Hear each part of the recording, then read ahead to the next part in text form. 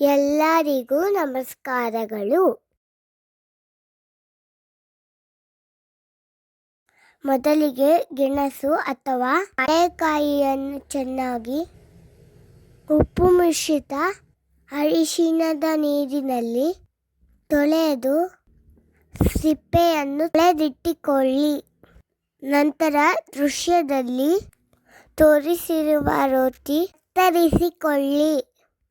ಅದನ್ನು ಕೊತ ನೀರಿನಲ್ಲಿ 10 ನಿಮಿಷ ಬೇಯಿಸಿಕೊಳ್ಳಿ.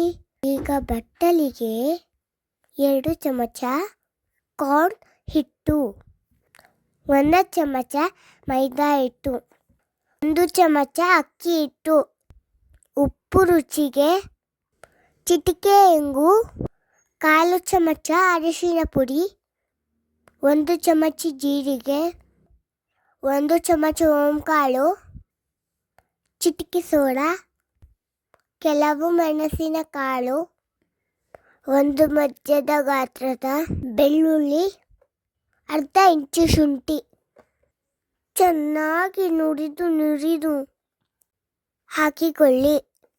ಇದಕ್ಕೆ ಕಾದಿರುವ ಎಣ್ಣೆ ಹಾಕಿ ಚೆನ್ನಾಗಿ ಬೆರೆಸಿಕೊಳ್ಳಿ.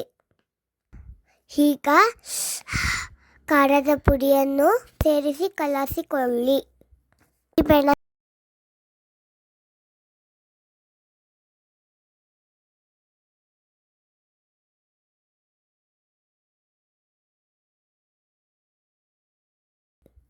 ಮೆಣಸಿನಕಾಯಿ ಹಾಗೂ ಕರಿಬೇವನ್ನು ಕರಿದುಕೊಳ್ಳಿ.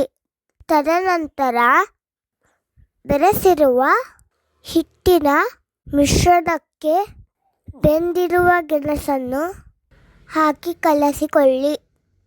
ಕಾದಿರುವ ಎಣ್ಣೆಗೆ ಚುಸ್ಸನ್ನು ಬಿಟ್ಟು ಚೆನ್ನಾಗಿ ಕೈಯಾರೆ.